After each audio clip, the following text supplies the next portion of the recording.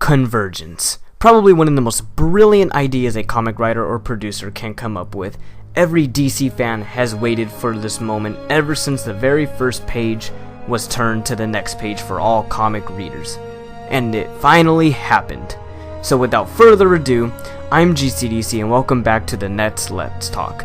Today I will be reviewing the Convergence series. This video contains spoilers for those who have yet to read this, so carry on at your own risk. Convergence, a short but one hell of a ride. The last great short comic series was Forever Evil, and now DC is at it again with a well put together short series. It has another similarity, and that would be from the New 52 Futures End. Similar because Futures End had a main story, as well as Convergence did, and a 2-issue story for a lot of the main DC characters, just as Futures End did. However, Futures End only had a one-shot for all those characters, while Convergence had a 2-shot. So what is this Convergence, you might ask? Convergence tells the story of all universes in the DC universe across time and space, finally meeting face to face. However, there will be no mutual handshaking going on here. Every DC character and their other selves from different universes are all converged together for one purpose and one purpose only: to see which universe will outlast and beat the others to be claimed as the most worthy heroes or villains. Every hero and villain from every universe across time and space brought to one battleground by one of the most famous DC villains of all time, the one and only Brainiac. It is explained that Brainiac in Convergence is the true Brainiac, quote-unquote true, and we saw what was the true Brainiac in Futures End pretty much at the very end of the whole entire series. Now he's sort of making a cameo throughout the Convergence series. Superman, earlier in the story, was told that every Brainiac he has come across is simply an underdog of himself. However, it's still Brainiac himself. Every single part of Brainiac is still the main one. But now, we see the true one. So Brainiac has taken all of these heroes and villains to one battleground to simply see which world is superior, or universe. The battleground in the story is a big deserted planet of just dirt, containing the major cities from every world, such as Metropolis, Gotham, Central City, and many others. And it's not just one of those cities. Every Metropolis, or Gotham, or Central City, etc., from every world that must participate in the fight.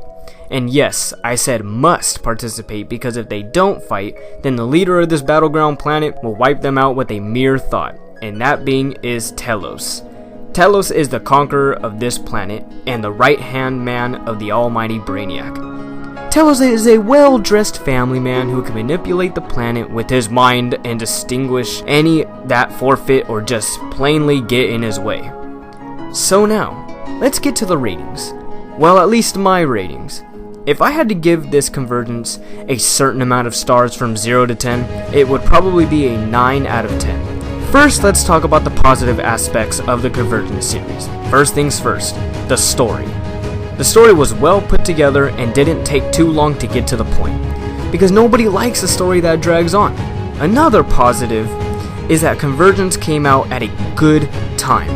Not too soon and not too late. Why, you may ask? Comic book writers created many universes of heroes and villain stories, going way back in the day to the most recent New 52 universe.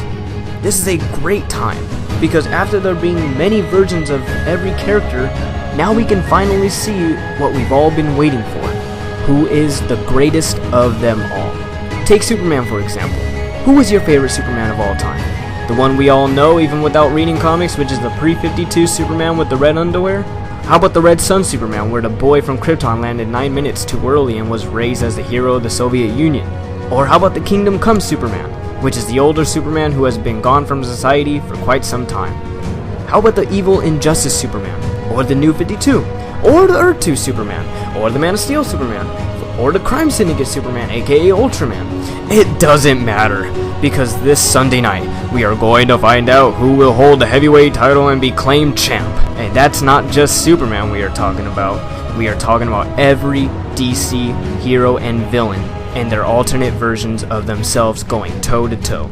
So another positive aspect of this series was the artwork. While all characters keep in the same spandex as we usually see them in, we see a bit more up-to-date look on the artwork for each and every one of them. Imagine like the Red Sun artwork, back in the day, not as clean, etc. Now picture the same costumes, yet remastered, which was fantastic. Even going beyond the characters, the environment, the setting, all that good stuff. Another good factor was the dialogue. You can really feel what the characters are feeling lost, scared, hopeless, and even some of them, the will to go on, the pride, confidence, and hope. And last but not least, the amount of heroes and villains put into the story. It wasn't just the mains we are talking about, the ones that you wouldn't expect to be there. Which goes to show you that the entire universe is at stake here, and everyone in it. So, let's just say you will probably see your favorite hero/heroiness and villain/villainess.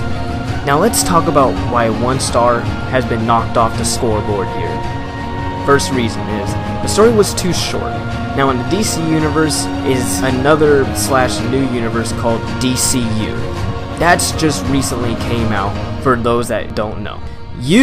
DCU, you as in you and me, not the letter U, which means the New 52 is no longer the main story anymore.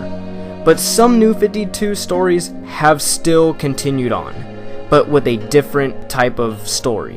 And Convergence was supposed to hold us off until it was out. Think of it as a commercial before the show continues on. Or think of it as Halo 3 going on to Halo 4, but you had Halo ODST in the meantime. Sadly, Convergence only has 8 issues. However, the main heroes have their own 2-issue Convergence stories, but you can read and figure those out on your own. So it kinda gave it a little extra. So reason being, we've all wanted to see a big story of all heroes and villains go against themselves from other universes. However, with a much larger scale. Maybe make a story of a ladder match type deal going on. For example, have the New 52 Flash go against the Flashpoint Flash. Then whoever wins, that Flash battles Jay Garrick, then the Earth 2 Jay Garrick, then the Reverse Flash, and so on and so forth.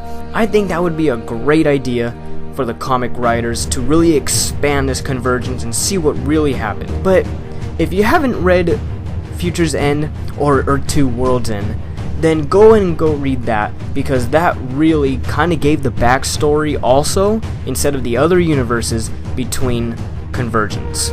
But of so many characters and put a good story between the fights. Speaking of characters, I think one of the most genius things that they finally did really put an emotional feel in the readers as well as myself. This is a major spoiler, so if you would not like to hear about this, I would suggest skipping ahead a little. So going on, if you have read the Earth 2 series, you would know that Batman is Thomas Wayne. In the Earth 2, it's Bruce that was murdered instead of his parents, and Thomas, which is Bruce's father, becomes the Dark Knight instead. However, a more violent and stronger Batman. So what Convergence did was, obviously I stated that all heroes and their alternate versions have come to meet, greet, and fight one another. And we finally see the holy grail of meetings. Bruce Wayne Batman and Thomas Wayne Batman from Earth 2 finally meet. I won't tell you what happens when they meet. However, it was a great moment in DC Comics history, and we've all waited to see the father and son meet. One other thing that I didn't really like was that there wasn't enough fighting to me. Now don't get me wrong, there was a lot of fighting, but I would have liked to see more. This kind of falls under the point that I made earlier about the story being too short. I wouldn't just like to see a bit more, but it was nice while it lasted. In the future, they really need to do something like this again. If you haven't read Convergence yet, I definitely recommend picking it up. If you like a decent length story with your favorite heroes and villains, hurry up and pick up Convergence. Good story, good action, is able to catch your emotions well, contains a few twists and turns here and there, and is just a great well put together mini comic series.